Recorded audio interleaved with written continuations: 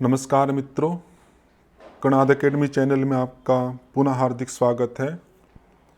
आज प्रश्न पत्र की श्रृंखला का अंतिम वीडियो है और मुझे लगता है कि इससे आपकी तैयारी में काफ़ी लाभ हुआ होगा और एकेडमी की तरफ से जो प्रयास किया गया है उससे आपको आपका लक्ष्य भी प्राप्त हो, नेट जेआरएफ जो भी आपका लक्ष्य है, ऐसे हम ईश्वर से प्रार्थना भी करते हैं। तो आप हमें बताएं कमेंट्स के माध्यम से ये जो श्रृंखला आपको थी कैसी लगी, कितना आपको लाभ हुआ, जिससे हमारा उत्साह हो और हम आपकी तैयारी के संदर्भ में और भी हम जो सहायता हमसे हो सकती आपकी सहायता करें। तो जो भी कुछ आप बताएंगे हमें तो हमें उत्साह मिलेगा। तो प्रश्न हम प्रारंभ करते हैं कि दोनों घुटनों को मोड़कर एक एड़ी को जननांगों एवं गुदा के मध्य रख और दूसरी एड़ी को पहली एड़ी पर रखना है। ठीक है, ऐसी स्थिति आपके सिद्धासन में ही होती है। पहले स्वस्तिकासन का क्वेश्चन रिपीट हुआ था पिछले पेपर में, इस वाले में आपसे सिद्धासन की प्रक्रिया पूछी है। ये आप जानते हैं अच्छे से, मुझसे भी अच्छे ही जानते होंगे। मनोन्मनी की स्थिति में प्राण किस नाड़ी में बहता है आपका, ये आपको बताना है। तो ये आपका प्रसिद्ध ही है। तीन नाड़ियाँ आपकी जो मुख्य मानी जाती है, ईड़ा, पिंगला और सुषुम्ना, और इन तीनों में भी जो सबसे मुख्य नाड़ी आपकी सुषुम्ना है। तो जब आपका उड्डयन बंद करने के पश्चात में या और किसी क्रिया के कारण से जब आपका प्राण सुषुम्ना में प्रवाहित होने लगता है तब आपको मनोन्मनी स्थिति प्राप्त होती है। अनेक ग्रंथों में ऐसा बताया गया है। तो सीधा ही पार्ट आपका कि प्राण किस नाड़ी में बहता है, आपका सुषुम्ना नाड़ी में। तीसरा आपका उत्तर हो जाएगा। स्वात्माराम के अनुसार वस्त्र धोती में कपड़े की चौड़ाई क्या होती है?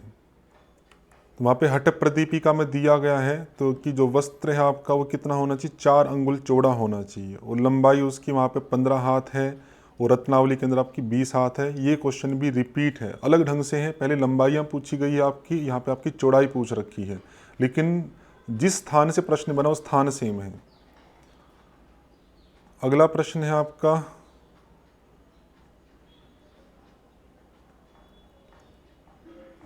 योग सूत्र के अनुसार अविद्या से उत्पन्न होने वाले क्लेश हैं। तो बाद के जो 4 क्लेश है वो अविद्या से उत्पन्न होते हैं। अविद्या, अस्मिता, राग, द्वेष, बस ये 3 ही हो गए, अस्मिता, द्वेष और राग। तो ए बी सी अर्थात आपका सेकंड ऑप्शन बन जाएगा। अगला प्रश्न है आपका, निम्नलिखित में से कौन से अभ्यास षट संपत्ति से संबंधित है? शम, दम, उपरति, तितिक्षा, समाधान और श्रद्धा, ये आपके आते हैं। तो शम हो गया, दम हो गया और समाधान आ गया।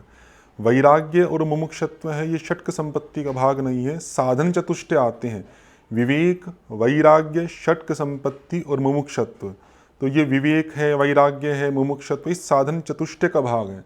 लेकिन उसी साधन चतुष्टय में जो षटक संपत्ति है, उस षटक संपत्ति से आपका प्रश्न आया है तो उसमें आपके 3 आएंगे, शम, दम और समाधान। बी सी डी था, थर्ड ऑप्शन आपका सही हो जाएगा। अगला प्रश्न है आपका कि श्री कृष्ण के अनुसार योग के माध्यम से दुखों का निवारण करता है। तो ये भी आपका आ चुका, युक्ताहार विहारस्य युक्त चेष्टस्य कर्मसु युक्त स्वप्नावबोधस्य योगो भवति दुःखः। तो उस आधार पर आपका युक्त निद्रा हो जाएगा, युक्त कर्म हो जाएगा, युक्त आहार हो जाएगा, युक्त विहार हो जाएगा। तो आपका ऑप्शन हो जाएगा ए, बी, सी और ई। वहाँ युक्त शिक्षा की बात नहीं की गई है, थर्ड ऑप्शन आपका सही हो जाएगा। ईशावास्योपनिषद के अनुसार किसकी उपासना से साधक अंधकार में घिर जाता है? वहाँ पे प्रकरण चलता आपका विद्या का। तो जो विद्या की उपासना करते हैं वो भी साधक अंधकार में घिर जाता है, जो अविद्या की उपासना करते हैं वो भी साधक अंधकार में घिर जाता है। तो विद्या और अविद्या दोनों का ही पार्ट आपका बनेगा इसके अंतर्गत। और उसमें भी ये ध्यान रखना चाहिए, ये मात्र जो शब्द है, क्योंकि मात्र जो विद्या की उपासना करते हैं या मात्र जो अविद्या की उपासना करते हैं वो साधक अंधकार में घिरता है। जो दोनों की करते हैं, विद्याम च यस्तद्वेदो भयम सह अविद्या मृत्युम तीर्त्वा विद्यामृतमश्नुते। तो संयुक्त उपासना जो है उसमें तो अंधकार न होकर मृत्यु से तरकर मोक्ष की प्राप्ति होती है। तो ये ध्यान रखना आपको, मात्र विद्या और मात्र विद्या, ए और बी का आपका ग्रुप बनेगा। और इसमें एक जो दिक्कत विद्यार्थियों को लगती है कि वहाँ पे क्या है कि जो अविद्या की उपासना करते हैं वो अंधकार में जाते हैं, जो विद्या की उपासना करते हैं वो और भी अधिक अंधकार में जाते हैं। तो ये कहेंगे कि भाई यहाँ पे और भी अधिक अंधकार न हो के केवल अंधकार की बात की गई है, तो सामान्य है, चाहे ज़्यादा अंधकार हो चाहे कम अंधकार हो, अंधकार तो है ही। तो अंधकार सामान्य को लेकर ही प्रश्न है आपका, तो इसलिए आपको मात्र विद्या की और मात्र विद्या की इस आधार पे ए और बी आपको ऑप्शन बनना चाहिए, क्योंकि और कोई ऑप्शन आपका बनता भी नहीं है, यही आपको चूज करना पड़ेगा। अगला प्रश्न है आपका, त्रिशिकी ब्राह्मणोपनिषद के अनुसार मानव शरीर में प्राणवायु के प्रधान निवास स्थान है। तो त्रिशिकी ब्राह्मण में आपके क्या क्या दिए गए हैं, एक तो आपका पैर का अंगूठा भी दिया है, नाभि भी दिया है, आपका हृदय भी दिया है। वहाँ पे नासिका है, मुख है, हृदय है, नाभि और पैर का अंगूठा, 5 स्थान आपके दिए गए हैं। वशिष्ठ संहिता और त्रिशिकी दोनों में आपके सेम है, तो आपका आंसर हो जाएगा ए, डी और ई। ए, डी, ये तो थर्ड ऑप्शन आपका सही हो जाएगा। अगला प्रश्न है आपका, श्वेताशतर उपनिषद के अनुसार पंच महाभूत के सम्यक उत्थान से संभव है। न तस्य रोगो न जरा न मृत्यु प्राप्तस्य यस्य योगाग्निमयम शरीरम। जो पंच महाभूत की अग्नि से युक्त जो शरीर को प्राप्त कर लेता है, न उसकी जरा होती है, न रोग होता, न मृत्यु होती है। तो ए, बी, सी, ये 3 ऑप्शन आपके बनेंगे, ए, बी, सी। ये काफ़ी महत्वपूर्ण आपका श्लोक है श्वेताशतर उपनिषद का, आपको अवश्य ध्यान रखना चाहिए। मैं आपको श्लोक भी दिखा देता हूँ। ये प्रसंग था आपका कि पंच महाभूत की जागृत होने पर अर्थात वश में हो जाने पर, योगिक गुण के प्रवृत्त होने पर योगी का शरीर योग की अग्नि से युक्त हो जाता है, जिससे उसके शरीर में न तो बुढ़ापा आता है और न ही मृत्यु आती है, न रोग। न तस्य रोगो न जरा न मृत्यु प्राप्तस्य अस्य योगाग्निमयम शरीरम। ये मैंने पहले यूनिट के नोट्स में भी ये पार्ट आपका लिखा है, संस्कृत की पंक्ति ही लिखी है वहाँ पर। तो आपका ऑप्शन हो जाएगा ए, बी, सी, तब फर्स्ट ऑप्शन आपका सही बनेगा। अगला प्रश्न है आपका कि निम्नलिखित में से त्रिशिकी ब्राह्मणोपनिषद के अनुसार यम है। तो यम का पार्ट है, ये पहले भी आपका आया है, वहाँ पे एक बार नियम पूछे थे, अब की बार आपका यम पूछ लिया है। ये त्रिशिकी ब्राह्मणोपनिषद में यम बताए हैं, अहिंसा, सत्य, दया, आर्जव, क्षमा, अस्तेय, ब्रह्मचर्य, धृति, मिताहार और शौच। उस आधार पे अगर आप ऑप्शन देखते हैं तो दया भी है, क्षमा भी है, धृति मतलब धैर्य भी है, दान और व्रत का उल्लेख नहीं है। तो यम के अंदर आपके ए, बी, सी फर्स्ट ऑप्शन आपका बन जाएगा। अगला प्रश्न है कि वशिष्ठ संहिता के अनुसार वायु तत्व एवं अग्नि तत्व के साथ कौन से ग्रह चलते हैं। तो वहाँ वशिष्ठ संहिता में इनका 12 राशियों का, ग्रहों का एक पूरा प्रकरण दिया हुआ है। तो वैसे तो काफ़ी कठिन प्रकरण है वो, यदि आपने अपने नोट्स बनाए होंगे तो उसमें दिया गया है कि जैसे जो वायु तत्व है, उस वायु तत्व में आपके 2 ग्रह आपके काम करते हैं, गुरु और राहु। और जो अग्नि तत्व है उसमें आपके 2 ग्रह जो काम करते हैं वो है शुक्र और मंगल। बाकी जो पार्ट आपका वो अन्य में आता है, जैसे बुध और रवि ये पृथ्वी तत्व में काम करते हैं, चंद्रमा और शनि ये जलीय तत्व में काम करते हैं। तो आपका ऑप्शन बन जाएगा ए और बी। ए और बी अर्थात फर्स्ट ऑप्शन आपका हो जाएगा। अगला प्रश्न देखिए, voluntary muscles are found in, कि निम्न में से कौन कौन सी वॉलंटरी मसल्स है। तो वॉलंटरी में आपको ये ध्यान रखना चाहिए, जिसको हम ऐच्छिक रूप से मूव कर सकते हैं वही आपकी वॉलंटरी मसल होती है।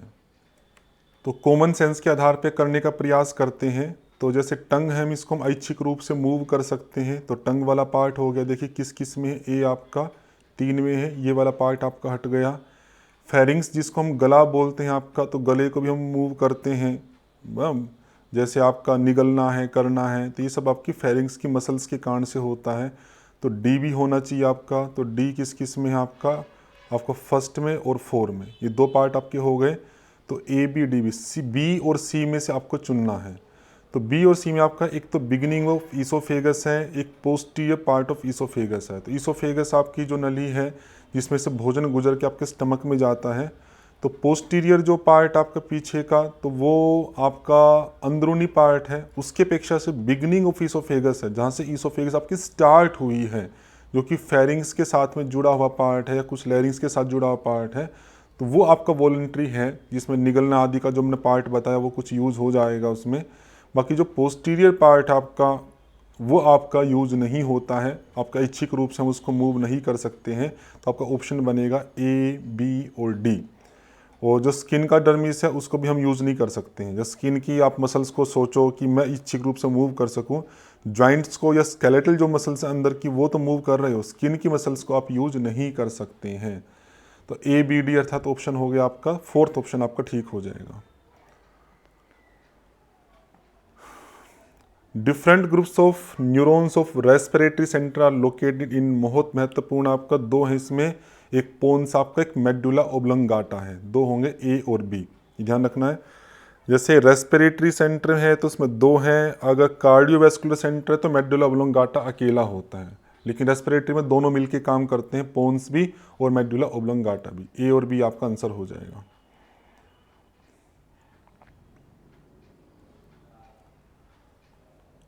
अगला कि निम्नलिखित में से किन खाद्य पदार्थों में पॉली अनसैचुरेटेड फैट का प्रतिशत अधिक होता है। तो इसमें आप इस प्रकार से देखिएगा, दो प्रकार के आपके फैट हैं, सैचुरेटेड और अनसैचुरेटेड। सैचुरेटेड है जो रूम टेम्परेचर पर सॉलिड फॉर्म में रहता है और वो स्वास्थ्य के लिए अच्छा नहीं होता है। अनसैचुरेटेड है जो रूम टेम्परेचर पर लिक्विड में फॉर्म में आ जाता है, वो स्वास्थ्य के लिए अच्छा माना जाता है। तो पहला पार्ट हुआ। दूसरा पार्ट है सैचुरेटेड फैट में सब आपके जो प्राणी वाला जो पार्ट है, प्राणियों से प्राप्त होने वाला जो वसा है वो आपका आता है, तो वो आप हटाओ तो आपका घी हट जाएगा और मक्खन हट जाएगा। ठीक है, बचा आपका क्या, सरसों का तेल, मछली का तेल और तिल का तेल। जो अनसैचुरेटेड फैट है उसमें आपके ये जो प्लांट का वनस्पति जो घी है, वनस्पतियों से जो प्राप्त होते हैं वसा, वो आ जाएंगे, और कुछ मछलियों का तेल भी उसमें यूज़ होता है, ये ध्यान रखना आपको। तो इस बहुत सिंपल कॉमन सेंस से हम कर सकते हैं इसको। तो ए, बी और ई ये तीन पार्ट होंगे, क्योंकि सैचुरेटेड फैट वाले को ही एलिमिनेट कर दो, घी और मक्खन को एलिमिनेट कर दो तो बचे आपके तीन बचेंगे। तो A, B, E, A, B है तो फोर्थ ऑप्शन आपका ठीक हो जाएगा।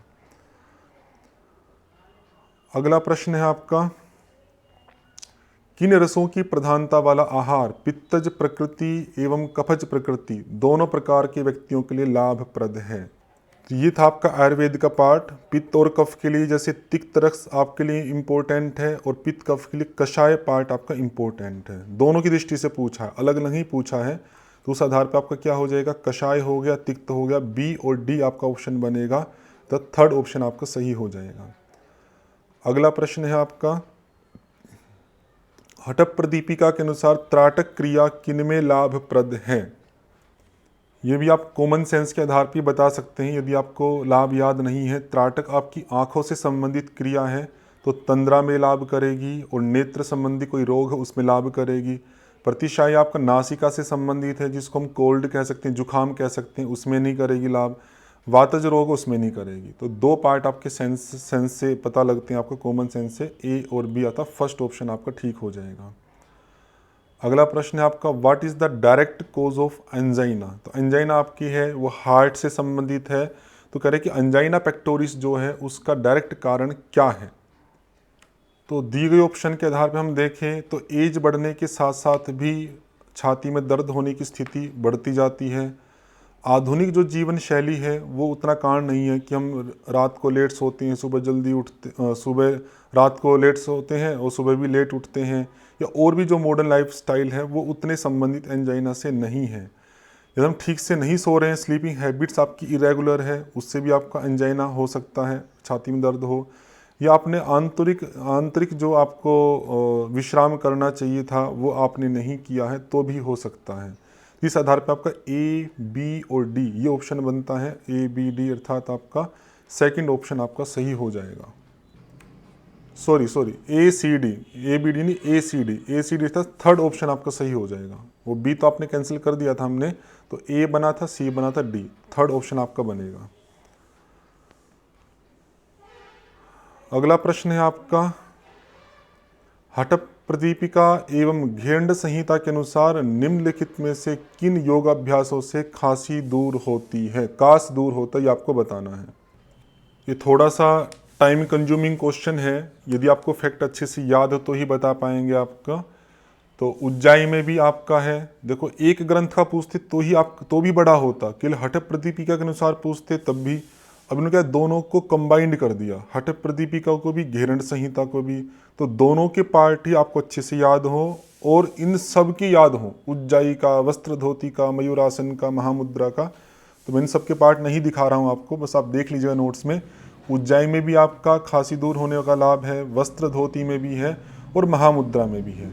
उससे आप ये देख सकते हैं कि मयूरासन का लाभ यदि आपको याद हो हठ प्रदीपिका में, तो मयूरासन का मुख्य जो भाग है आपका वो आपके उदर से संबंधित है, पाचन तंत्र को प्रभावित करना, अग्नि प्रदीप्त करना इत्यादि।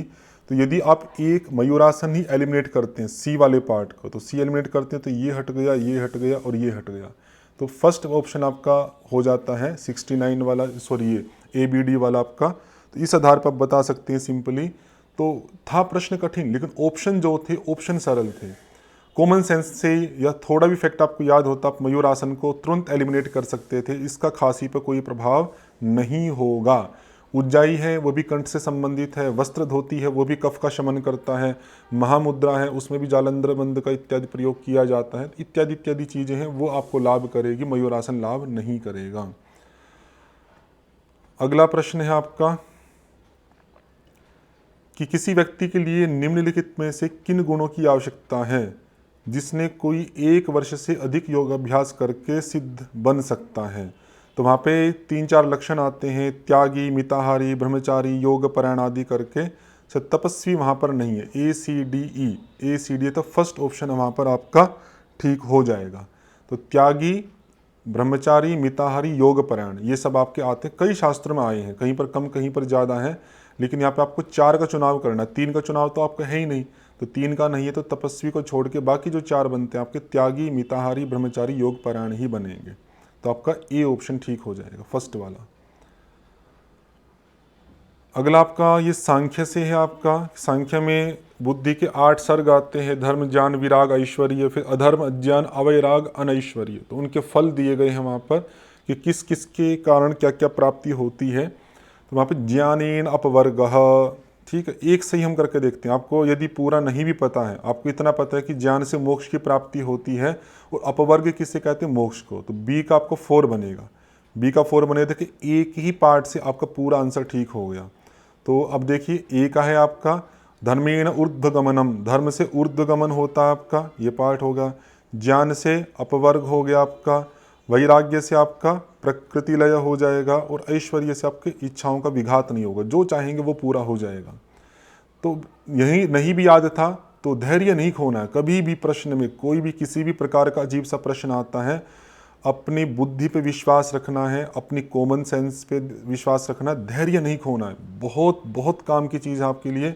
यदि आप धैर्य रख रहे हैं, शब्दों को थोड़ा ध्यानपूर्वक देख रहे हैं, कुछ ना कुछ आप प्रयास कर रहे हैं, तो आप देखेंगे कि कठिन से कठिन प्रश्न में भी कुछ ना कुछ संकेतक ऐसे अवश्य होते हैं जहां आप उस प्रश्न को ठीक कर सकते हैं। बहुत ही रेयर क्वेश्चन ऐसे होंगे कि जहां पर आपको कोई भी सेंस नहीं मिल रही है ना, अधिकांश में कुछ ना कुछ सेंस आपकी काम करेगी। जैसे यहाँ पर था आपका, बहुत सारे विद्यार्थियों ने पढ़ा ही नहीं होगा कि इनके क्या क्या लाभ हैं, लेकिन सब विद्यार्थी जानते कि ज्ञान से मोक्ष होता है। बस उतना भी अगर यूज कर लेते तो ये क्वेश्चन आपका ठीक हो सकता है। अगला है आपका कि अलग अलग अवधारणाएं हैं, किस किस उपनिषद से संबंधित है आपको बताना है। तो ये भी देखो कॉमन सेंस का यूज करते हैं कहाँ कहाँ पे है। जैसे प्राण और रई की धारणा, कई बार प्रश्न आपके आए प्रश्नोपनिषद से है, तो ए का आपको 4, ए का 4 चलो 2 में दिया हुआ आपका। पंचकोश की अवधारणा भी प्रसिद्ध है, कई बार आपका आया है पंचकोश, इसमें आता तैत्रीय उपनिषद में आया, प्रश्न भी कई बार आप चुके हैं। तो सी का 2, सी का 2, देखो इतने 2 से आपका उत्तर हो गया, फर्स्ट आपका आंसर हो गया। तो ए का 4 हो गया। बी आपका है ब्रह्म की अवधारणा किस में आती है आपकी, ऐतरेय उपनिषद के अंदर आती है। सी का आपका 2 हो ही गए, तैत्रीय उपनिषद। कर्मनिष्ठा की जो अवधारणा आती है आपकी, वो ईशावास्य उपनिषद में आती है। ये वो कुर्वन्नेवेह कर्माणि जिजी विशेषतन समाह एवं तयि नान्यथेतोस्ति न कर्म लिप्यते नरि, इस प्रकार की कर्मनिष्ठा वहाँ पर बताई गई है। तो ये भी आपका प्रश्न ठीक हो सकता है। अगला है आपका अष्टांग योग आदि किसमें है, षडंग योग किसमें है। ये भी क्वेश्चन रिपीट है आपका, क्योंकि अष्टांग योग से भी प्रश्न आ चुका है आपका, षडंग योग से भी आ चुका है। तो देखिएगा, तो इसमें कई चीज़ें आपको पता है जो पहले आ चुकी, जैसे अष्टांग योग है, त्रिशिकी ब्राह्मणोपनिषद है, ये आ चुका है। षडंग योग ध्यान बिंदु उपनिषद का ये भी पूछा जा चुका है प्रश्न। ध्यान योग है आपका, जिसको सांख्य योग भी कहा है वहाँ पे, ये आपका श्वेताश्वतरोपनिषद में है, ये भी आपका आ चुका है। बचा हठ योग, ये योगराजोपनिषद का बचा, इस आधार पे आप मैच कर सकते हैं। तो इसमें एक नया जो पार्ट है सांख्य योग, ध्यान योग, श्वेताश्वतर से संबंधित, ये आप ध्यान रखिएगा। आगे किसी प्रश्न पूछ भी सकते हैं कि श्वेताश्वतरोपनिषद में किस योग की चर्चा की गई है, और हो सकता है वहाँ पे सांख्य योग ना देकर ध्यान योग आपका दिया जाए। तो ये आपका इंपॉर्टेंट पार्ट है, याद रखिएगा। योग दर्शन से है तत्परम पुरुष ख्याते है गुण वैतृष्ण्यम। देखिए आगे पहले पिछले वीडियो में देखा था हमने, एक प्रश्न आया था आपका कि किसके ज्ञान से गुणों से तृष्णा रहित हो जाता है। देखिए यहाँ पे उसका उत्तर है पुरुष ख्याति। पता लग रहा आपको, उत्तर है यहाँ पर उसी पेपर में आपका एक प्रश्न में पहले प्रश्न का उत्तर है पुरुष ख्याति। तो ये आपका है तत्पुरुष तत्परम वाला, ये समाधि पाद का है आपका। वितर्क बाधने प्रतिपक्ष भावनम आपका है, ये आपका साधन पाद का है। प्रत्ययस्य परचित्त ज्ञानम आपका, ये विभूति पाद का है, सिद्धियों के प्रसंग में आता है। और जो 4 प्रकार के कर्मों का आता है, कर्म अशुक्ल अकृष्णम योगिनः त्रिविधम इतरेशाम, ये कैवल्य पाद का है। सिंपल सा पार्ट आप मैच कर लीजिएगा।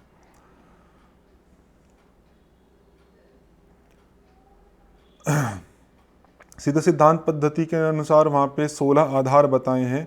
तो 16 आधार का शरीर में कहाँ कहाँ पर संबंध वो बताना है, काफ़ी कठिन प्रश्न है। 16 आधारों का एक तो नाम ही जानना, उनका क्रम जानना, यही एक कठिन पार्ट है। तो उनके साथ शरीर का जो संबंध है वो जानना तो और भी कठिन पार्ट है। तो मैं आपको दिखाता हूँ क्या क्या विषय है उसके अंदर। अब इस क्वेश्चन को बहुत सरल तरीके से आपको बताऊँगा कैसे आप कर सकते हैं। यदि आपने सीधे सिद्धांत पद्धति को एक बार भी 16 आधारों को पढ़ा होगा तो आपको पता होगा कि वे शरीर के अंगों में क्रम से दिए गए हैं, मतलब नीचे से ऊपर उनका क्रम बनाया है। तो पहला जो पार्ट आएगा वो शरीर के निचले भाग आएंगे, उसके बाद ऊपर ऊपर के भाग आने शुरू होंगे। आप यहाँ देख के बता सकते हैं कि सबसे पहला जो पार्ट है शरीर के अंगों में सबसे नीचे पैर का अंगूठा, तो ये आपका प्रथम हो जाएगा। उसके बाद आपका क्या आता है, नाभि तालु भ्रूमध्य में सबसे पहले नाभि आएगा। तो प्रथम के बाद दूसरा नंबर कौन सा हो सकता है आपका, षष्ठम वाला, तो षष्ठ आपका नाभि हो गया। उसके बाद आपका तालु ही आता है, तो तालु है, तो षष्ठ के बाद अगला नंबर आपका कौन सा हो गया, दशम हो गया, तो तालु हो गया। तालु के बाद ऊपर भ्रूमध्य आज्य चक्र में आता है आपका, तो भ्रूमध्य आपका द्वादश हो गया। उसके बाद ललाट आता है तो पंचदश हो गया। प्रश्न देखने में कठिन लग रहा है लेकिन बहुत ही सरल प्रश्न है, वही यदि आपने कॉमन सेंस को नहीं खोया है तो आपका आंसर आपका मैच कर लीजिएगा, इस हिसाब से बन जाएगा। अगला प्रश्न देखिएगा आपका, शिव संहिता में अलग अलग गुण बताए हैं कि किसमें कितने हैं। ये प्रश्न आपका रिपीट हो चुका लेकिन अलग तरह से आया है वहाँ पे। तो क्रम है आकाश, वायु, अग्नि, जल, पृथ्वी। तो आकाश सबसे पहला तो उसमें एक ही गुण होगा आपका, एक गुण हो गया। वायु दूसरे नंबर पे तो 2 गुण हो गए। अग्नि में 3 है तो 3 हो गए। जल चौथे पे तो 4 हो गए। पृथ्वी 5वें पे तो 5 हो गए। कितना सिंपल सा प्रश्न है, क्योंकि आकाश में केवल शब्द होगा। आकाश से चूंकि वायु उत्पन्न हुआ तो उसमें शब्द भी होगा, स्पर्श भी होगा। वायु से आपकी अग्नि उत्पन्न हुई है तो उसमें पहले 2 भी होंगे और रूप भी होगा। इस प्रकार से तो शायद प्रश्न पहले ऐसा आया था कि पृथ्वी में कितने हैं, तो पृथ्वी में 5 है, क्योंकि वो बाकी 4 जो कारण थे वे भी उसमें निहित हैं। ये भी बहुत ही सिंपल प्रश्न था आपका। अगला प्रश्न देखिए, प्रसुप्त तनु विच्छिन्न उदार, ये आपके क्लेशों की अवस्था है। दौर मनस्य आपका विक्षेप सहभुव है। मैत्री करुणा इत्यादि हैं आपके, ये आपके सकारात्मक दृष्टिकोण है। शुद्ध आहार और विहार, ये स्वस्थ जीवन शैली है। इसमें भी कोई आपको ज़्यादा कठिन पार्ट नहीं है। प्रसुप्त तनु विच्छिन्न उदार दौर मनस्य तो कितनी बार आपके आ चुके हैं पहले। मैत्री करुणा भी कई बार रिपीट हो चुका है, उसी को आप मैच करके यहाँ पे बता सकते हैं। अब अलग अलग क्रियाएं बताई गई है कौन सी किस में आपकी लाभ कर सकती है। तो जैसे डायबिटीज मेलिटस अनेकों बार आया है। अर्धमत्स्येंद्रासन, बी का 3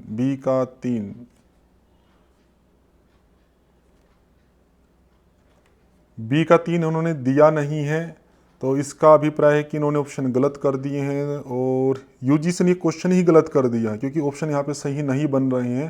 तो आप कह सकते हैं कि ये क्वेश्चन गलत है। वैसे क्योंकि हमने पढ़ा है कि डायबिटीज़ मेलिटस के लिए आपका अर्धमत्स्येंद्रासन काफ़ी महत्वपूर्ण है। जैसे पीठ दर्द के लिए आपका भुजंगासन आदि है, ये सब चीज़ें आप देख चुके हैं पहले ही, वहीं से आप इसको देख लीजिएगा। अगला प्रश्न है आपका, योग एक चिकित्सा पद्धति है, ये आपके योगाभ्यासों के अध्यापन विधि है, उस पुस्तक से ही है। ये आपकी भ्रामक धारणा है। ये प्रश्न आपका पहली बार या भ्रामक धारणाओं से, वहाँ पे अनेक भ्रामक धारणाएं दी गई हैं, वो सब आपको देख लेनी चाहिए।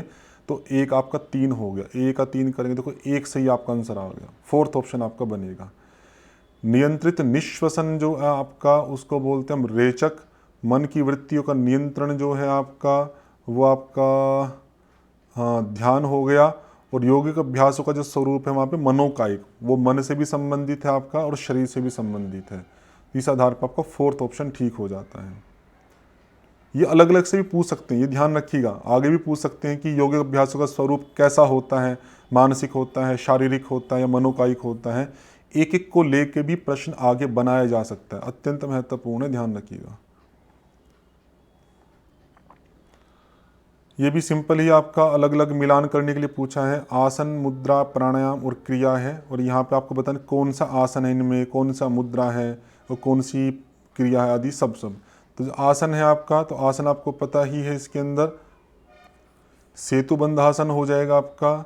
मुद्रा आपकी विपरीत करणी मुद्रा होगी। प्राणायाम में आपका सूर्य भेदी प्राणायाम हो गया, और क्रिया में आपकी कपालभाति क्रिया हो जाएगी। ये भी काम सामान्य ही है, आप मैच कर लीजिएगा। भगवत गीता के अनुसार अध्यायों का क्रम बताना है। कई अध्याय दिए इन्होंने, 3, 2, 5 अध्याय। जो थोड़ा बहुत ज्ञान है उसके आधार पर हम करके देखें तो आपको पता है कि जो मोक्ष की चर्चा वो सबसे लास्ट में की गई है, तो ई सबसे लास्ट में होना चाहिए, जो कई में दिया हुआ है। उससे पहले श्रद्धा त्रय का भी चर्चा की गई है, 3 प्रकार की श्रद्धाएं, 3 प्रकार के तप इत्यादि करके, तो डी ऑप्शन उससे पहला होना चाहिए। तो ई से पहले डी, ये भी 2 हैं आपके। और देखिएगा, बाकी मैं आपको चित्र दिखा देता हूँ अध्यायों का, देख लीजिएगा आप। जैसे ये है आपका दैवासुर संपद विभाग योग, श्रद्धा त्रय विभाग योग, मोक्ष संन्यास योग, पुरुषोत्तम योग। तो पुरुष देव श्रद्धा त्रय श्रद्धा, तो पुरुष हो गया आपका पहला, मतलब ए सबसे पहले आएगा। तो ए से ही हो पा रहा है, देखो ए से ही आ गया, तो ए आ गया आपका पहले। अच्छा सॉरी, हाँ ए पुरुषोत्तम हो गया। फिर आपका आ गया देवासुर, मैं भूल जाता हूँ, पुरुषोत्तम है आपका, फिर आपका दैवासुर है, पुरुषोत्तम हो गया, दैवासुर हो गया। अच्छा उससे पहले भी तो है आपका, दैवासुर हो गया, श्रद्धात्रय, गुणत्रय विभाग योग भी है, तो गुणत्रय विभाग उससे पहले है। तो आपका बी से स्टार्ट होगा, सॉरी सी से, सी ए आपका होना चाहिए। तो ये 4th ऑप्शन बन जाएगा, 2 से ही हो जाएगा, सी और ए। गुणत्रय है पहले, फिर आपका ये पुरुषोत्तम योग आएगा, उसके बाद आपके आगे के मैच कर सकते हैं। 4th ऑप्शन आपका ठीक हो जाएगा। अगला प्रश्न देखिएगा, निम्नलिखित को श्रेष्ठता के आधार पर व्यवस्थित कीजिए। वैसे क्रम की दृष्टि से देखें तो भिन्न भिन्न ग्रंथों में भिन्न भिन्न क्रम दिए गए हैं, लेकिन जो सबसे प्रसिद्ध जो श्रेष्ठता के आधार पर क्रम बनता है आपका, तो पहले मंत्र योग, लय योग, हठ योग और राजयोग। जो राजयोग सबसे श्रेष्ठ माना जाता है, क्योंकि जितना भी हठ योग इत्यादि किए जाते हैं, इन सब का प्रयोजन कहा जाता है ये राजयोग की प्राप्ति के लिए ही है। तो बी सी डी ए तो 4th ऑप्शन आपका सही हो जाएगा। अगला प्रश्न है आपका कि निम्नलिखित मेवों में उपस्थित वसा की प्रतिशत मात्रा के अनुसार उनको घटते क्रम में व्यवस्थित कीजिए। तो ये आपका फैक्चुअल पार्ट है, आपको याद होगा तो कर पाएंगे, ऐसे कॉमन सेंस लगाना कठिन है। तो इन्होंने जो स्वीकार किया है, अखरोट में सबसे ज़्यादा, फिर उससे कम काजू में, फिर आपका मूंगफली में, और सबसे कम बादाम में। लेकिन हमारी जो साइंस काम करेगी वो तो बादाम में ही करेगी। तो यहाँ पे फैक्चुअल पार्ट याद होगा तो कर पाएंगे, कॉमन सेंस से बताना काफ़ी कठिन है। तो आपका आंसर बन जाएगा CDBA, तो 4th ऑप्शन आपका सही हो जाएगा। अगला देखिएगा, निम्नलिखित योगाभ्यासों को घेरंड संहिता के अनुसार उचित क्रम में व्यवस्थित कीजिए। तो यहाँ पर भी हम कॉमन सेंस के आधार पे करने का प्रयास करते हैं। तो सबसे पहले आपका आसन बनेगा। आसन एक आपका न्यास शब्द आता है, तो एक बार मुझे देखना पड़ेगा पुस्तक के अंदर न्यास शब्द का प्रयोग है वहाँ पर या नहीं है, लेकिन यहाँ पे जो प्रयोग किया उस आधार पर हम कह सकते हैं आसन तो बिछाने वाला आसन, कि क्या आप नीचे बिछाएंगे। न्यास है कि जिसको आप लगाएंगे, तो ठीक है वो आपका आसन हो जाएगा। तो एक तो बिछाने वाला, उसके बाद ऊपर जो लगाएंगे आसन वो हो जाएगा, उस पर बैठ के फिर हम नाड़ी शुद्धि करेंगे, नाड़ी शुद्धि के बाद प्राणायाम करेंगे और प्राणायाम के बाद फिर तत्व ज्ञान की प्राप्ति करेंगे। यदि मान लीजिए न्यास शब्द का अर्थ नहीं भी पता है तो तत्व ज्ञान सबसे बाद में होता है, और हमें ये पता है कि पहले नाड़ी शुद्धि करेंगे, फिर प्राणायाम करेंगे, फिर तत्व ज्ञान। इस आधार पे ई बी सी आपका केवल एक में ही दिया हुआ है, वो है आपका थर्ड ऑप्शन। तो कई बार कोई नया शब्द दिख भी जाता है तो उसके कारण परेशान नहीं होना है, तो आप दिए हुए अन्य जो पार्ट है उनके आधार पर भी ऑप्शन को चूज करने का प्रयास करें। तो थर्ड ऑप्शन आपका हो जाएगा। जैसे मुझे लगा आसन न्यास का अर्थ मैंने बता दिया है, एक बार फिर भी आप कंफर्म कर लीजिएगा पुस्तक को देख के। अभी समय कम है तो मैं इसी रूप में आपको प्रस्तुत कर रहा हूँ।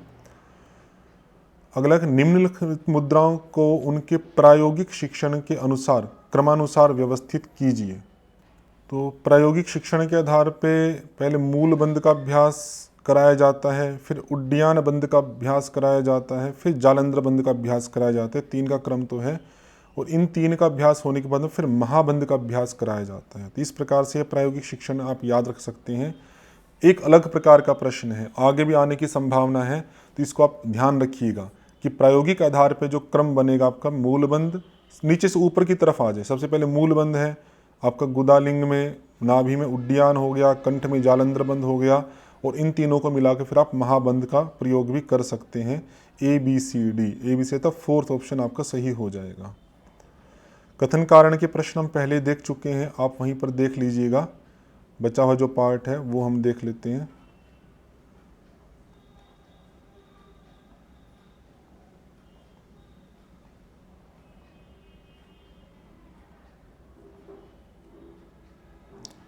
अनुच्छेद आपका ये है, अनुच्छेद के प्रश्न हम देखते हैं।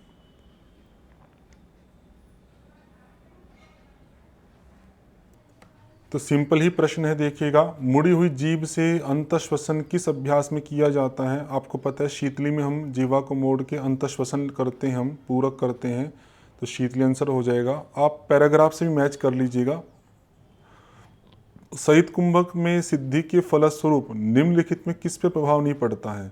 सहित कुंभक जो होता है अपेक्षाकृत बाह्य होता है केवल कुंभक की, तो उसमें आत्मा पे प्रभाव नहीं पड़ेगा। आपके अनुच्छेद में दिया हुआ देख लीजिएगा, थर्ड ऑप्शन है इसका। किस अभ्यास में एपिग्लोटिस, जो कंठ के अंदर आपकी एक मसल्स होती है जो भोजन को श्वास नली में जाने से रोकती है, उसका संकुचन के साथ गहन श्वसन किससे करते हैं? तो उज्जाई प्राणायाम में किया जाता, वो अभी जानते ही हैं। ये कॉमन सेंस से भी किया जा सकता है। बाकी पार्टों में इस प्रकार का गहन श्वसन एपिग्लोटिस के संकुचन, जो गले में संकुचन हम करते हैं उज्जाई के अंदर, वो मुख्यतः एपिग्लोटिस का ही संकुचन होता है, आपकी जो मसल्स पाई जाती है। जो स्वतः कुंभक होता है तो केवल कुंभक, ये एवल गलत लिखा हुआ, केवल होना चाहिए, केवल कुंभक होता है, ये भी आपको पता ही है। श्वास पर नियंत्रण के माध्यम से किए जाने वाले कुंभक के रूप क्या है? अंत कुंभक में भी श्वास पर नियंत्रण होता है, बाह्य कुंभक जो बाहर वायु निकालते हैं वहाँ पर भी होता है, सहित में भी होता है, केवल कुंभक में नहीं होता है श्वास पर नियंत्रण। तो ABC, तो फर्स्ट ऑप्शन आपका सही हो जाएगा। ऐसे अगला अनुच्छेद भी देख सकते हैं आप, उसके प्रश्न भी सिंपल ही है। चित्तवृत्ति निवारण की 2 विधियां हैं, अभ्यास और वैराग्य, वो ऑप्शन में नहीं दिया है आपका A और C, इसलिए क्वेश्चन आपका गलत कर दिया गया है, कैंसिल कर दिया है आपका UGC ने। अभ्यास के साथ किए जाने वाला प्रयास क्या है? तत्र स्थितौ यत्नो अभ्यास है, यत्न को अभ्यास कहा जाता है, आपका सेकंड ऑप्शन हो जाएगा। लेखक ने यत्न में कितने मद बताए हैं? बहुत सिंपल सा पार्ट है, 5 दिए गए, 1 2 3 4 5, तो 5 मद आपके यहाँ पर बताए गए हैं, तो आपका ऑप्शन हो जाएगा 5।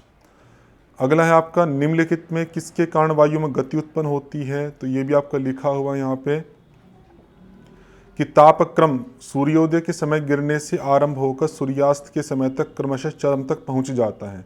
तो तापक्रम में होने वाले इन परिवर्तनों के कारण से पार्थिव वायु में गति उत्पन्न होती है। तो गति उत्पन्न होने का कारण क्या है? तापक्रम, मतलब सूर्य, और इसी के कारण से प्रभाव शरीर पर भी पड़ता है।